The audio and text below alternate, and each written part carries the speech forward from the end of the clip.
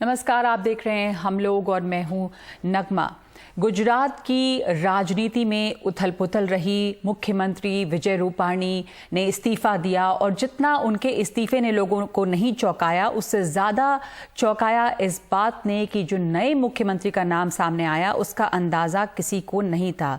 तो भूपेंद्र पटेल इस राज्य के नए मुख्यमंत्री के तौर पर चुन लिए गए हैं। वो शपथ लेंगे। बताया जा रहा है कि वो आनंदीबेन पटेल के काफ़ी करीबी हैं, ज़मीन से जुड़े हुए नेता हैं।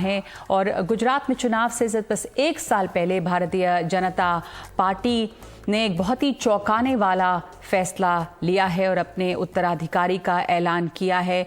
तमाम संभावित नामों की जो चर्चा चल रही थी, उस लिस्ट से बाहर भूपेंद्र पटेल को बड़ी जिम्मेदारी देकर बीजेपी नेतृत्व ने एक बार फिर सबको चौंका दिया है। और बड़ा सवाल यह है कि बीजेपी ने कई दिग्गजों को किनारे कर दिया है और 59 वर्षीय विधायक जो कि 2017 में पहली बार विधायक बने, उनके ऊपर भरोसा कैसे जताया है। एक बात यह भी कही जा रही है कि ये पाटीदार समुदाय को साधने की कोशिश है, क्योंकि भूपेंद्र पटेल जो हैं वो पाटीदार समुदाय से आते हैं और उनकी पकड़ इस पर अच्छी है।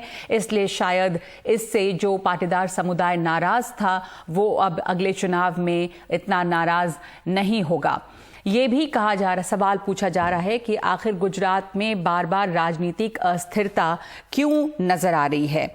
क्यों नरेंद्र मोदी के बाद वहां पर कोई भी राजनीतिक नेता जो है वो अपनी पैठ नहीं जमा पाए हैं। ये सवाल उठाया जा रहा है कि बीजेपी ने अब तक इतने ज़्यादा मुख्यमंत्रियों को क्यों बदला है। 6 महीने में भी ऐसे अगर देखा जाए तो बीजेपी ने कई राज्यों में मुख्यमंत्री बदल डाले हैं, जिसमें कर्नाटक है, उत्तराखंड है। ये तमाम राज्य हैं जहां पर मुख्यमंत्री जो हैं वो बदले गए हैं।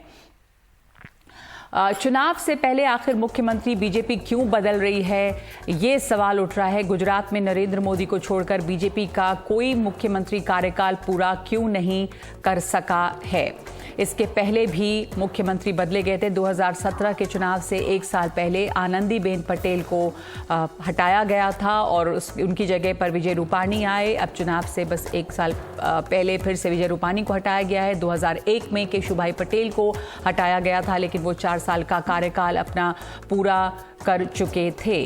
तो चुनाव से पहले मुख्यमंत्री बदलने पर भी सवाल उठ रहे हैं बीजेपी पे। और ये सवाल सबसे ज़्यादा है कि आखिर भूपेंद्र पटेल जो है वो कैसे दिग्गजों के खिलाफ बाजी मार गए हैं। और इसके अलावा ये भी कि आखिर इससे बीजेपी को चुनाव में क्या फ़ायदा होगा। और बड़ा सवाल कि केंद्रीय नेतृत्व की पकड़ कितनी मजबूत है। नरेंद्र मोदी के बाद गुजरात में इतनी अस्थिरता क्यों है।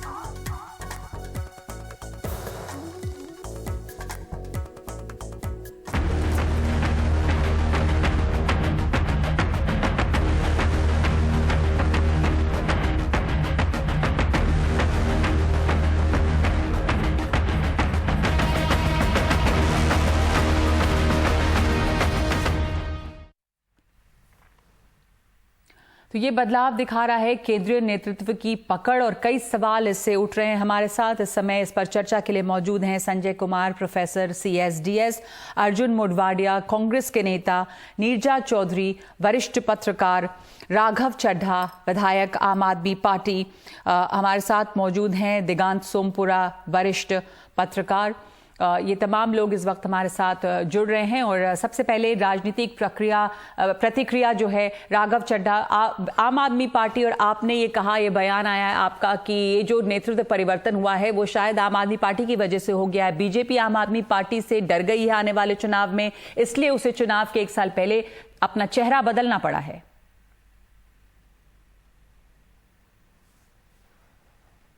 राघव, आपकी आवाज नहीं आ रही है। माफी चाहूंगा। जी जी जी जी। एक बहुत ही सुविधाजनक म्यूजिकल चेयर्स का खेल उत्तराखंड और गुजरात में भाजपा कांग्रेस के बीच चलता आया है और आपस में सत्ता में भी ये साथ में होते हैं, चाहे सरकार जिस भी पार्टी की हो, और सरकार के बाहर भी। भीतर तो पार्टनरशिप चलती है, बाहर भी पार्टनरशिप चलती है। और इन दोनों राज्यों को अगर आप उठाकर देखें, दो चीजें साफ होती हैं। नंबर एक कि भाजपा एक मजबूत सरकार नहीं दे पाई प्रदेश को, और कांग्रेस एक मजबूत विपक्ष नहीं दे पाई प्रदेश को, जिसके चलते जब भी जैसे ही आम आदमी पार्टी ने अपनी बड़ी ग्रैंड एंट्री इन दोनों राज्यों में करी, एक राजनीतिक भूचाल सा आया, उसमें 3 मोटे पॉइंट निकल कर आए। और कोई भी, मुझे लगता है, राजनीतिक विश्लेषक शायद इसी चश्मे से इन तीनों को देखेगा। पहला कि आम आदमी पार्टी एक मुख्य विपक्ष की भूमिका में बनती नजर आई। दूसरा, एक बहुत ही कॉम्प्रोमाइज्ड ऑपोजिशन, जैसे कहते हैं समझौते वाली पार्टी जो कांग्रेस पार्टी थी, उसकी भूमिका कहीं ना कहीं अप्रासंगिकता की ओर बढ़ती गई। और तीसरी बड़ी डेवलपमेंट यह हुई कि आम आदमी पार्टी ने परफॉर्म और पेरिश, करो या मरो, काम करो या सत्ता छोड़ो वाले चैलेंज जो बीजेपी की ओर फेंके, उसमें बीजेपी को यह समझ में आ गया कि कांग्रेस तो हल्की ऑपोजिशन थी, उनके सामने तो जो मर्जी मुख्यमंत्री खड़ा कर दो, जीरो परफॉर्मेंस मुख्यमंत्री भी होगा तो भी गाड़ी चल जाएगी। लेकिन अब ये आम आदमी पार्टी वाले आ गए हैं, ये गाड़ी नहीं चलने देंगे, और इसका राजनीतिक फायदा हमें मिलता भी नजर आया। मैं जवाब ले लूं इस पे, कहा जाता है। राघव चड्ढा, मैं जवाब ले लूं। अर्जुन मोडवाडिया से, कांग्रेस के नेता हैं, कांग्रेस प्रासंगिक हो गई है, आप ऑपोजिशन के रोल में थे ही नहीं, आम आदमी पार्टी आई जिसकी वजह से बीजेपी को इतनी सतर्कता से अपने नेतृत्व में परिवर्तन करना पड़ रहा है। अर्जुन मोडवाडिया, कॉम्प्रोमाइज्ड ऑपोजिशन का आरोप है आप पे।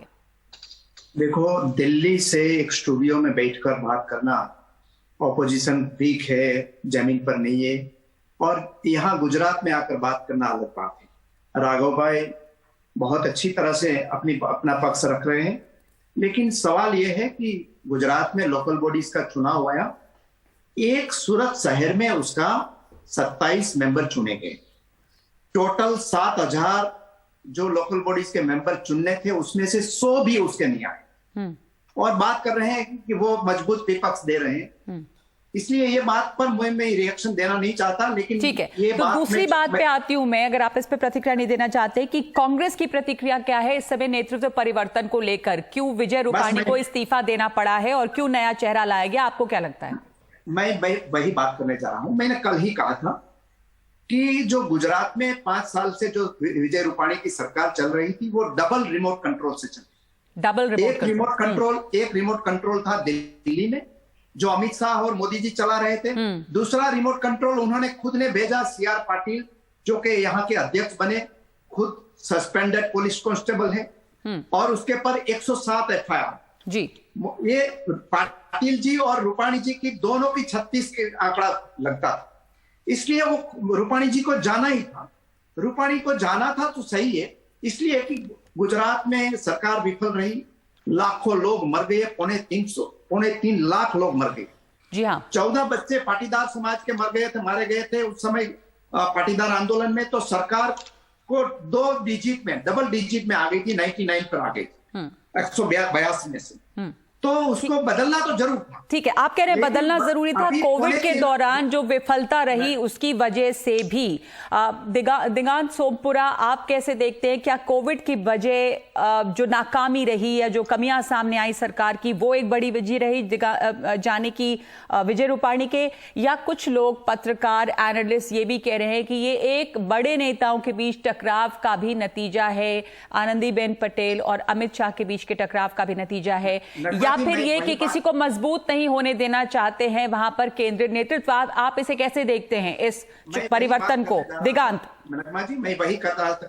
नगमा जी, धन्यवाद आपके सवाल के लिए जी। आपने जो कहा उसके लिए मैं आपको बताऊंगा कि दिगांत, एक सेकंड, अर्जुन जी एक सेकंड रुक जाइए, दिगांत अपनी बात कह रहे हैं, सुन ले उन्होंने। जी जी जी, नमस्ते जी, धन्यवाद नगमा जी। जैसे आपने कहा कि कोविड के लिए जो यहाँ जो बात बनी थी गुजरात के लिए, तो कोविड जो दुर्घटना जो कोविड की बीमारी जो फैली वो पूरे विश्व भर में थी, न कि सिर्फ गुजरात में। और गुजरात में जहां तक भाजपा सरकार ने जितना भी उन्होंने प्रयत्न करना था वो बहुत अच्छा किया है। और आपको जान के खुशी भी होगी कि ज्यादातर जो दवाइयों का जो डिस्ट्रीब्यूशन और वैक्सीनेशन में भी गुजरात आगे रहा है। और जिस हिसाब से कोविड की महामारी जो फैली थी तो उसमें से कोई बच नहीं पाए, तब भी गुजरात में बहुत अच्छा इसका एक हमको नतीजा मिला है कि काफी हमको परिणाम मिला है। दूसरी बात आपने जो कही स्थिरता की, यार कोई किसी को स्थिर ना होने देने की, ऐसी कोई यहाँ कोई बात नहीं है।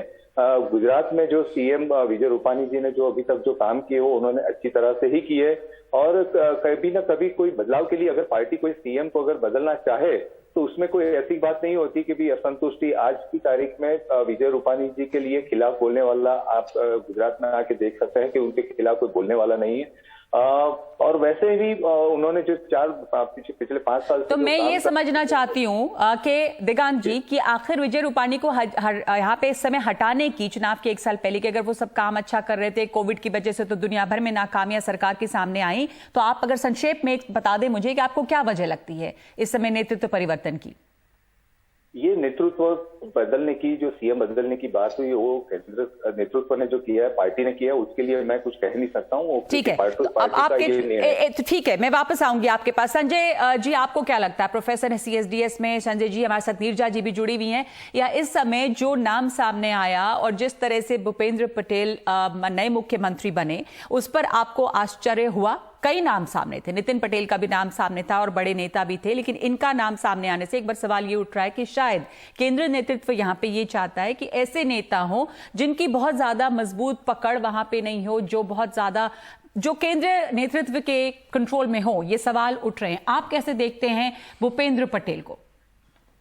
नगमा, जो आप सवाल पूछ रहे हैं जवाब भी उसी में छुपा है।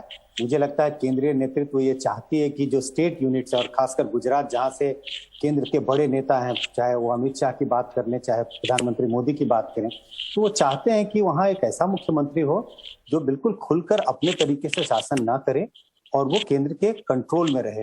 इसी वजह से जो तमाम बड़े दिग्गजों के नाम चल रहे थे उनको हटाकर एक ऐसे व्यक्ति को मुख्यमंत्री बनाया गया जो पहली बार, ना तो उनको एडमिनिस्ट्रेशन की कोई एक्सपीरियंस है, कभी मंत्री नहीं रहे हो, और अभी सिर्फ जुम्मा 4, आप समझ लीजिए कि 2 साल 3 साल पहले ही वो एक तरह से जीत करके, 4 साल पहले जीत करके पहली बार असेंबली में आए हैं।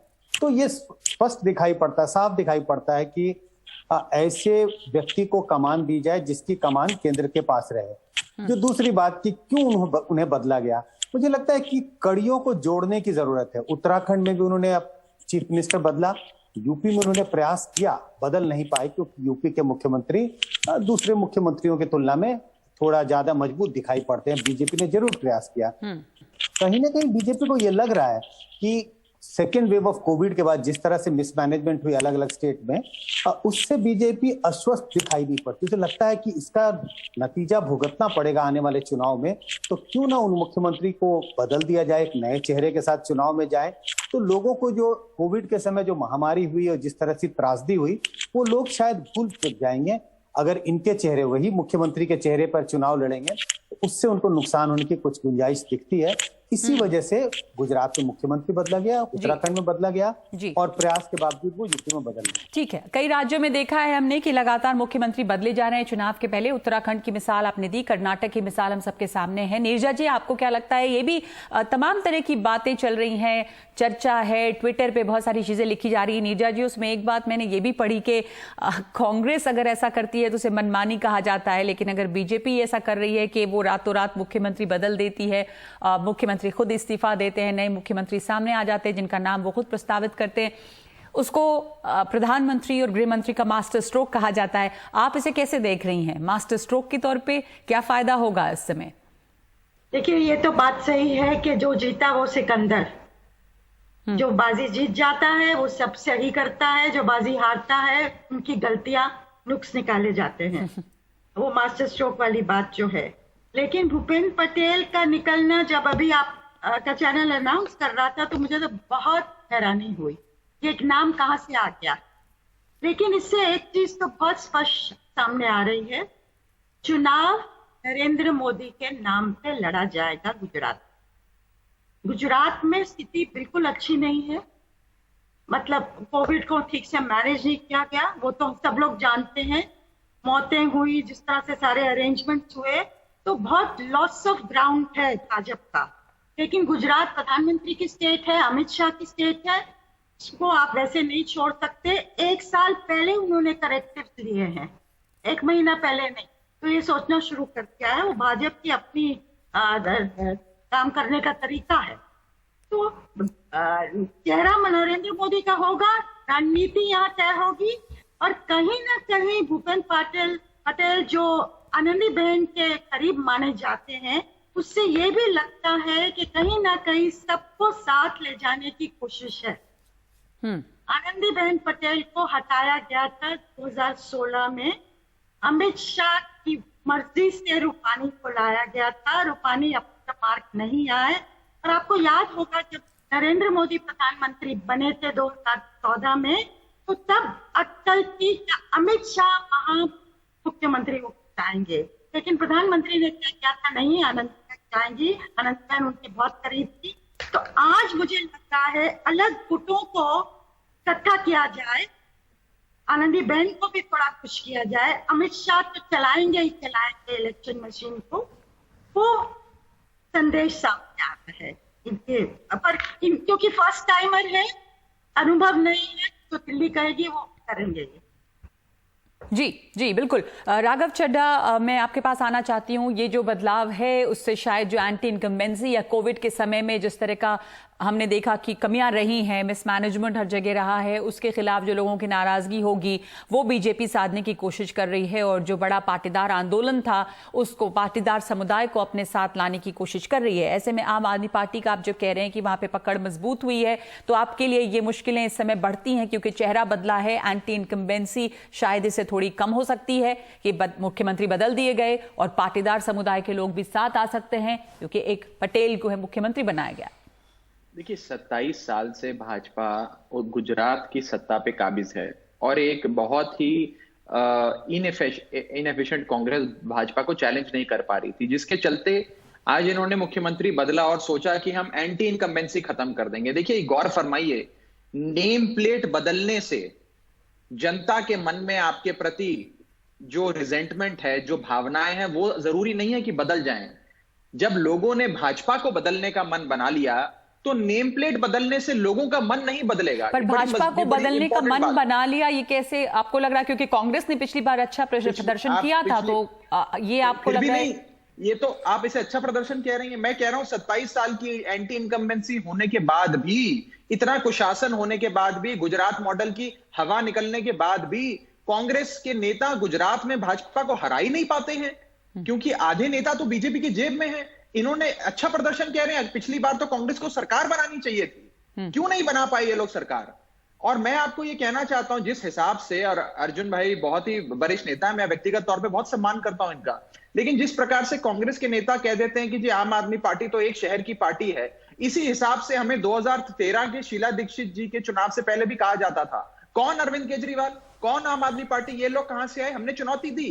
देखिए, आपको यह बात समझनी होगी कि कांग्रेस एक मित्र विपक्ष से मृत विपक्ष बन गया है। From a friendly opposition Congress has become a dead opposition. चुनौती आम आदमी पार्टी दे रही है भाजपा को जरूर ग्राउंड पे, लेकिन यह भी समझना होगा कि जो एंटी इनकम्बेंसी 27 साल की बिल्डअप हुई है, उसका खामियाजा भाजपा को भुगतना पड़ेगा। और हर बार ऐसा नहीं होता है कि केवल प्रधानमंत्री जी के नाम पे, छवि पे चुनाव जीता जाए। प्रधानमंत्री जी तो गुजरात के सीएम नहीं बनेंगे। दिल्ली में भी भाजपा ने मोदी जी के नाम पे वोट लेने की कोशिश करी, तो क्या मोदी जी दिल्ली के मुख्यमंत्री बन रहे थे? नहीं बन रहे थे। तो सीधी बात यह, काम करो, काम करोगे, काम की राजनीति करोगे तो वोट मिलेगा। मैं आपको बताता हूं, सूरत की बात हो रही है। सूरत भाजपा का गढ़ कहा जाता है, गुजरात तो इनका गढ़ है, उस गढ़ के भीतर एक गढ़ है जिसका नाम सूरत है। और उसमें गौर फरमाइएगा, जब निकाय के चुनाव हुए, लोग बीजेपी से परेशान थे, बीजेपी को वोट नहीं दिया, लेकिन बीजेपी की नेचुरल ऑपोजिशन कही जाने वाली कांग्रेस को भी वोट नहीं दिया। लोगों ने थर्ड ऑल्टरनेटिव चुना, तीसरा मोर्चा चुना, जो कि आम आदमी पार्टी था। तो जहां जहां ये वैकल्पिक राजनीति, आम आदमी पार्टी नाम की इस छोटी सी पार्टी का कहीं जहां पे भी प्रवेश होता है, लोग खुद अपने कंधे पे बिठाकर उसे एक उम्मीद की तरह रखते हैं। और मेरा अपना विश्वास है कि उत्तराखंड हो या गुजरात हो, भाजपा जैसे मुख्यमंत्री बदल रही है, ऐसे तो आप और हम अपनी शर्ट, अपनी कमीज भी नहीं बदलते हैं। तो वजह क्या लग रही है इस तरह से? दिगांत हमारे साथ जुड़े हुए हैं कि क्यों भाजपा इस तरह से मुख्यमंत्री बदल रही है चुनाव के पहले। जाहिर है कि वो भाजपा का अपना केंद्रीय नेतृत्व का अंदरूनी फैसला है, पर एक पत्रकार के तौर पे, एक विश्लेषक के तौर पे, दिगांत जी, आपको क्या लगता है? उत्तराखंड हमने देखा, कर्नाटक हमने देखा, और चर्चा है कि जिस तेजी से और जितनी स्विफ्टली मुख्यमंत्री बदल दिए जाते हैं, खुशी खुशी मुख्यमंत्री अपना पद त्यागते हैं, नए मुख्यमंत्री आ जाते हैं, या वजह क्या लग रही है? कहीं पे इतनी, हर जगह इतनी अस्थिरता है या किसी को स्थिर नहीं होने दिया जा रहा है? सबसे पहले मैं आपको नगमा जी बताऊं कि यहाँ अस्थिरता का भाजपा में कोई सवाल ही नहीं है। और दूसरी बात जो रही कि आपने जो कर्नाटक का जो दाखला दिया है, कर्नाटक में सीएम बदलने का जो वजह थी, वो कारण था, वो कुछ अलग था। गुजरात में आज तक आप देखिए कि भी गुजरात में कोई भी प्रकार का कोई भ्रष्टाचार का कोई मुद्दा अभी खड़ा नहीं हुआ है। यहाँ जितने भी सीएम या जितने भी लोग यहाँ काम कर रहे हैं, उनके हिसाब से वो ठीक ही काम कर रहे हैं। अगर आपने कहा कि नेतृत्व बदलने की बात, सीएम बदलने की बात, तो सीएम बदलने का एक परिवर्तन का अगर कोई पार्टी अगर अंदरूनी फैसले से अगर करती है, तो इसका मतलब ये नहीं है कि यहाँ गुजरात में कोई अस्थिरता है।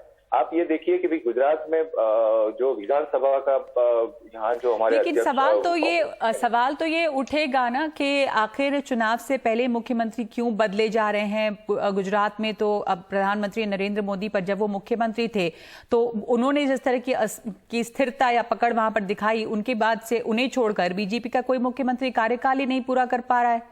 2017 चुनाव से 1 साल पहले आनंदीबेन पटेल को हटाया गया। तो क्या मतलब आप कैसे एनालाइज कर रहे हैं इस चीज को? काम भी मुख्यमंत्री अच्छा कर रहे थे, फिर भी 1 साल पहले हटाया जाता है, तो इसलिए ये सवाल उठ रहे हैं कि आखिर एक विश्लेषक के तौर पे आप इसे कैसे देखते हैं?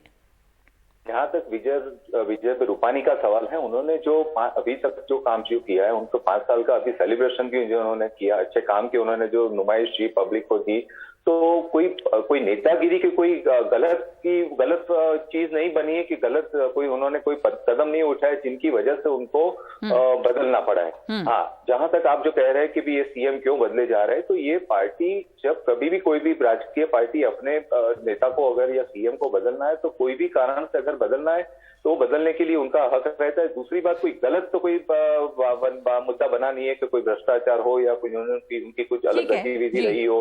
हाँ, नहीं, आप जो कह रहे हैं कि पार्टी का अधिकार है, मैं मान रही हूं, पार्टी, मैंने आपसे कहा भी कि पार्टी का अधिकार है। मैं सिर्फ ये आपको एक विश्लेषक के तौर पे, एक पत्रकार के तौर पे सवाल पूछ रही थी कि इसकी वजह कैसे लोग समझें। और लोग बड़ा चौंक गए कि अचानक से विजय रूपानी ने इस्तीफा दिया। उससे भी ज्यादा चौंके जब भूपेंद्र पटेल का नाम सामने आया। बहुत सारे वरिष्ठ नेता और थे जिनके नाम थे लिस्ट में, लेकिन उनको पीछे छोड़ते हुए भूपेंद्र पटेल मुख्यमंत्री बने के लिए चुने गए हैं।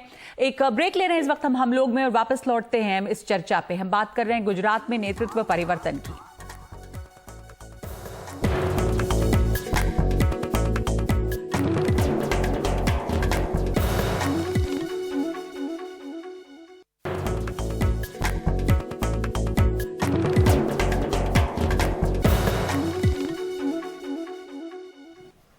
हम लोग में चर्चा हो रही है गुजरात में नेतृत्व परिवर्तन की। चुनाव के 1 साल पहले विजय रूपानी का जाना और उससे ज्यादा चौंकाने वाला नाम भूपेंद्र पटेल का नाम सामने आना सवाल उठा रहा है कि आखिर इस वक्त नेतृत्व परिवर्तन की वजह क्या है। ये पार्टी का अंदरूनी फैसला है और हो सकता है, लेकिन विश्लेषक के तौर पे कई विश्लेषक ये चर्चा कर रहे हैं कि आखिर इससे बीजेपी को किस तरह का फायदा होगा और इसके पीछे वजह क्या है। हमारे साथ इस समय जुड़ रहे हैं देशरतन निगम भी। देशरतन जी, सबसे पहले आपसे ये सवाल कि गुजरात की राजनीति में बताया जा रहा है कि एक लगातार अस्थिरता है, मुख्यमंत्री बदले जाते हैं समय के पहले, चुनाव के ठीक पहले।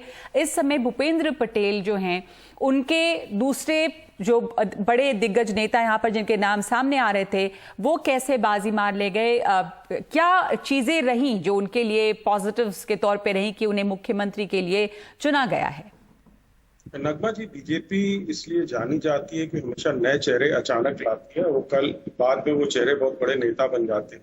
आपको याद होगा मोदी जी जब पहली बार बने थे मुख्यमंत्री, उनके बारे में यही बोला गया, एग्जैक्टली यही बात बोली गई थी कि कुछ नहीं जानते हैं, अचानक से ले आए, अब देखिए कहां से कहां पहुंच गए। नीयत उनकी अच्छी है, पटेल जी की साफ उनका व्यक्तित्व रहा है, उनका इतिहास भी राजनीति का देखें, और ऐसा नहीं है कि जमीनी तौर से नहीं जुड़े, पूरी तरह जुड़े हुए। म्यूनिसिपल कॉर्पोरेशन का भी एक्सपीरियंस है और अहमदाबाद शहरी विकास प्राधिकरण के चेयरमैन वगैरह रह चुके हैं। और तो ये बात देशरतन जी, उत्तराखंड में जब मुख्यमंत्री बने, गुजरात में जब विजय रूपानी आए, तब भी था कि भाई नए चेहरे सामने आए, तो क्या इस समय माना जाए कि विजय रूपानी ने परफॉर्मेंस उनकी ठीक नहीं थी कि वो बदले गए चुनाव के 1 साल पहले? उनके चेहरे को बदलने की जरूरत, या फिर पाटीदार समुदाय जो है उनको साथ लाने की कोशिश, क्योंकि पाटीदार आंदोलन हुआ था? आप एक विश्लेषक के तौर पर कैसे देख रहे हैं इस फैसले को? देखिए नगमा जी, ये तो मैं साफ कर दूं कि बीजेपी का ये जो फैसला है स्ट्रेटेजिक नीतिगत है, और ये कहना कि पानी जी ने परफॉर्म नहीं किया, इसको मैं नहीं मानता। 5 साल उन्होंने उन्होंने अच्छे से बिताए के वक्त पैंडेमिक भी आया और गुजरात को जैसे और राज्यों को और देश को और विश्व को झेलना पड़ा महामारी, उन्होंने भी झेला, लेकिन की प्रतिक्रिया क्या रही? उन्होंने कमर कसी, सारे संसाधन झोंक किए और जैसे देश बाहर निकला वैसे गुजरात सेकंड वेव से बाहर निकला। तो लोग ये देखते हैं कि मुसीबत के क्या रिस्पॉन्स रहता है, उन्होंने किया अपना काम। लेकिन अब वक्त बदल गया, नीतियां बदली हैं और इलेक्शन आ रहा है, बीजेपी चैरिटी करने के लिए नहीं गई है वहां पर। तो आपकी आवाज थोड़ी कट के आ रही है, मैं वापस आऊंगी आपके पास, आपकी आवाज बीच बीच में अटक रही है। संजय जी के पास जाते हैं। संजय कुमार, प्रोफेसर CSDS, जैसा देशरत्न निगम भी कह रहे हैं कि बीजेपी में हमेशा नए चेहरे सामने आते हैं। विजय रूपाणी का परफॉर्मेंस खराब नहीं था लेकिन फिर भी बदले गए, तो आखिर इस बीजेपी में परफॉर्मेंस अच्छा रहे तो भी मुख्यमंत्री कभी भी बदले जा सकते हैं, तो मुख्यमंत्रियों की तो सांस हटकी रहेगी। ऐसे में आप कैसे देखते हैं इसे संजय जी? और पाटीदार चुनाव कितना साथ आपको लगता है कि आ सकता है? जैसा पाटीदार आंदोलन था, भूपेंद्र पटेल के आने से कहा जा रहा है कि इसे साधने की कोशिश है, तो ये आप इस बदलाव को कास्ट फैक्टर जो है, जो कास्ट इक्वेशन है, आप उससे जोड़कर देखते हैं या कोई और वजह भी लगती है? नहीं नगमा, मैं दोनों चीजें देखता हूं।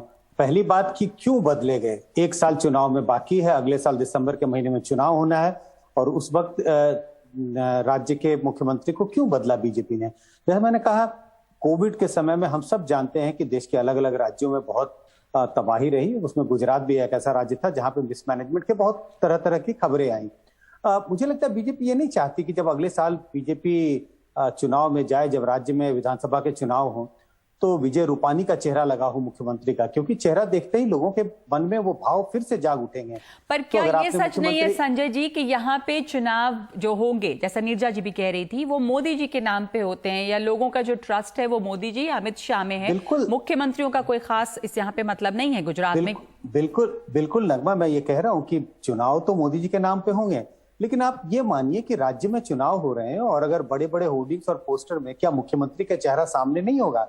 ये जरूर है कि फोटो के आकार छोटे और बड़े होंगे, मोदी जी का चेहरा बड़ा होगा, मुख्यमंत्री का चेहरा छोटा होगा, लेकिन ऐसा मान लेना कि पूरे पोस्टर्स में, पूरे पब्लिक विजिबिलिटी में सिर्फ मोदी जी का चेहरा सामने होगा और chief minister, sitting chief minister का चेहरा नहीं होगा, ऐसी स्थिति तो हो नहीं सकती। अगर ऐसी स्थिति में चुनाव में पार्टी जाएगी तो और भी डिफेंसिव दिखाई पड़ेगी।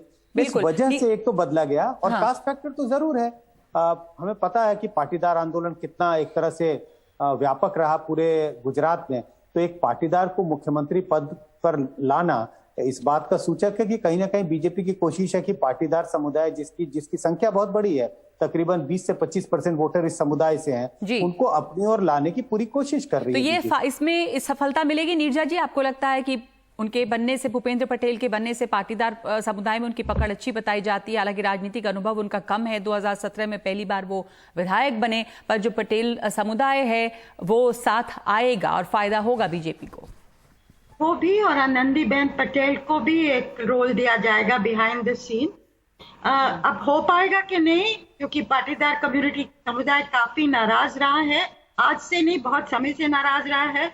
2012 में, उससे पहली इलेक्शन में भी केशुभाई पटेल ने काफी विरोध किया था नरेंद्र मोदी का, वो सब तो इतिहास में हम लोग जानते हैं।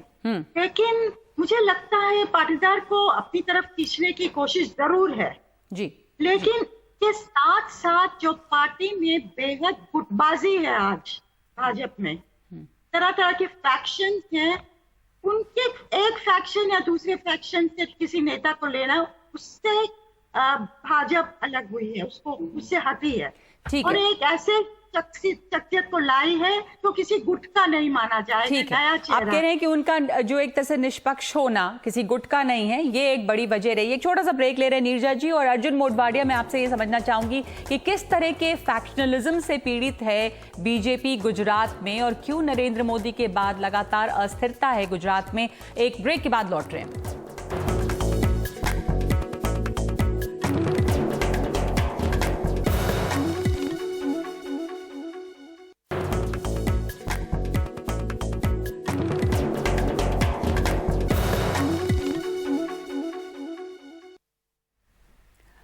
हम चर्चा कर रहे हैं गुजरात में नेतृत्व परिवर्तन से। हमारे साथ तमाम मेहमान मौजूद हैं। अर्जुन मोढवाडिया कांग्रेस नेता हमारे साथ हैं, उनके पास जाने का समय है। आपसे मैं प्रतिक्रिया जानना चाहती हूं कि किस तरह की गुटबाजी नीरजा जी कह रही थी कि बहुत फैक्शनलिज्म है वहां पर बीजेपी में। क्या आपको लगता है कि इसलिए विजय रूपाणी गए और शायद निष्पक्ष चेहरे को लाया गया है? और क्या ये भी मान लें कि अगर विजय रूपाणी रहते तो बीजेपी वहां चुनाव नहीं जीत पाती? नहीं, गुटबाजी का सवाल नहीं है, ये रिमोट कंट्रोल का सवाल है। और बात बताई जाती है कि भाई कुछ रीजन नहीं था, लेकिन रीजन ये था कि गुजरात में 3.25 लाख लोग मारे गए और इसकी जिम्मेदारी सरकार पर ही होती। लाखों लोगों का रोजगार चला गया, व्यापार चला गया, लोग इतने दुखी है। और सीआर पाटिल जो है यहाँ के अध्यक्ष है, वो ये रूपाणी जी की सुन ही नहीं रहा था। 5000 रेमडेसिविर इंजेक्शन वो लूट के ले गए और उस पर आज केस चल रहा है। तो इसकी वजह से किसी को तो जाना था, आखिर पसंद किया गया कि भाई रूपाणी जी को बदले और नया चेहरा लाए। देखो, पाटीदार जिसको पसंद करता है वही पाटीदार लीडर है। भूपेंद्र पटेल ऐसे लीडर है कि जिसको अहमदाबाद में भी ज्यादा कोई नहीं जानते। वो अहमदाबाद से बाहर कभी आए ही नहीं। पहले कॉर्पोरेटर था और आनंदीबेन की जगह खाली हुई, उसकी जगह आनंदीबेन ने भूपेंद्र पटेल को बनवाया गया। तो किस मुंह से वो जाएंगे वहां से? उन्होंने अहमदाबाद की जो बाहर की ज्योग्राफी है गुजरात की, वो भी देखी नहीं है। इसलिए फिर से जो पूरा रिमोट कंट्रोल से चलता था, वो आज पूरी दिल्ली से गुजरात चला है। इसलिए कि रिमोट कंट्रोल से चलता रहे, इसलिए ऐसे नेताओं को बुलाया जाता है जिनकी पकड़ नहीं है।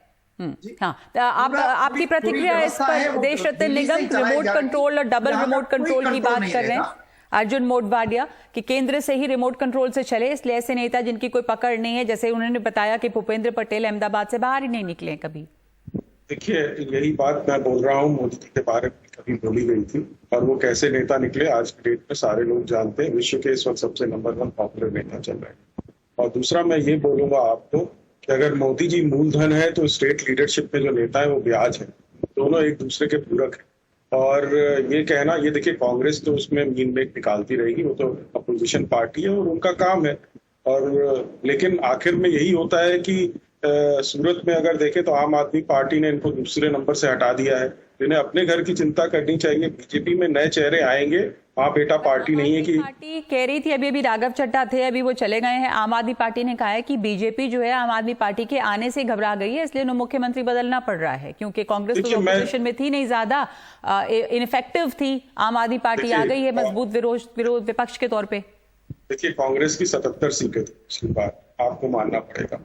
और सूरत में सिर्फ 25-30 सीट लेके अगर आम आदमी पार्टी होती कि उसने कांग्रेस को विस्थापित कर दिया, तो मैं ये नहीं मानता। और दूसरा मैं ये भी मानता हूँ कि आम आदमी पार्टी अगर स्पेस लेगी तो वो कांग्रेस की लेगी, वो भाजपा के वोट बैंक में डेंट नहीं मार रही। भाजपा का वोट बैंक। एक आखिरी सवाल आपकी टिप्पणी इस पर और बाकी मेहमानों से भी। बड़ा सवाल यह है और लोग उठा रहे हैं कि नरेंद्र मोदी के बाद गुजरात में कोई मुख्यमंत्री क्यों नहीं टिक पा रहे? क्या टिकने नहीं दिया जा रहा? उस समय मोदी जी के समय जो तत्कालीन नेतृत्व था केंद्र में, वो उन्हें काम करने दिया और उन्हें वहां पर अपनी पकड़ बनाने दी, पर उसके बाद से ऐसा नहीं हो रहा है। आप क्या कहेंगे देश रत्न निगम? देखिए, रूपाणी जी ने 5 साल एक तरीके से चीफ मिनिस्टर का जो पूरा टर्म होता है उसको कंप्लीट किया, सक्सेसफुली किया। उनकी संगठन में जरूरत है, संगठन में अपना कार्य करेंगे। आप नहीं मानते हैं इस बात को? ठीक है, ठीक है। आपने एक मैं संजय जी, आपका क्या कहना है इसके ऊपर? मोदी जी से कंपेयर, हाँ, मोदी जी से कंपेयर किया जा रहा है कि आज जो प्रधानमंत्री नरेंद्र मोदी है, जब वो गुजरात के मुख्यमंत्री थे तो उन्होंने 2-3 टर्म, अपने कई टर्म पूरे किए, लेकिन उसके बाद कोई भी गुजरात का मुख्यमंत्री अपना 5 साल का कार्यकाल पूरा नहीं कर पा रहा है। इसकी वजह है, जिसकी का जिक्र बार बार हो रहा है, कि जिस तरह से पार्टी के अंदर में गुटबाजी है।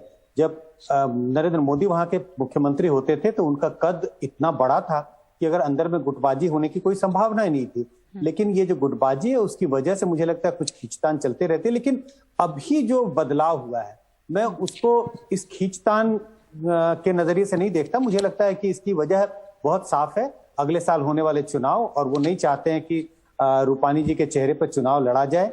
और ये जरूर है, मोदी जी के चेहरे पर चुनाव लड़ा जाएगा, लेकिन उनका चेहरा मुख्यमंत्री के रूप में सामने आए, जिससे लोगों के बीच में रिएक्शन हो। इस वजह से मुझे लगता है ये कोविड का जो मिसमैनेजमेंट है उसकी वजह से बढ़ता है। ठीक। धन्यवाद बहुत आप लोगों का इस चर्चा में शामिल होने के लिए कि इस समय जो नेतृत्व परिवर्तन हुआ है गुजरात में वो क्यों हुआ, उसकी वजह क्या थी, भूपेंद्र पटेल कैसे मुख्यमंत्री साबित होंगे, 1 साल बचा है चुनाव में, और क्यों आखिर विजय रूपाणी को समय से पहले हटाया गया, ये तमाम सवाल बने हैं। इस बीच में कल शपथ ग्रहण करेंगे नए मुख्यमंत्री। इस वक्त हम लोग में एक ब्रेक ले रहे हैं।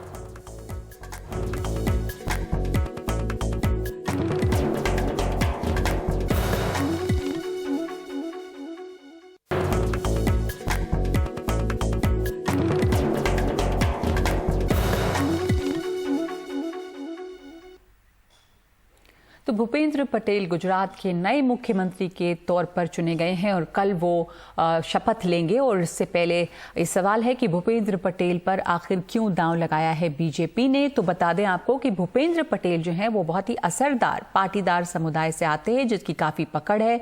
पाटीदार समुदाय पर उनकी पकड़ भी अच्छी मानी जाती है। सरदार धाम विश्व पाटीदार केंद्र के वो ट्रस्टी रहे हैं और पाटीदार समुदाय को अपने पाले में लाने की एक कोशिश के तौर पर भी इसे देखा जा रहा है।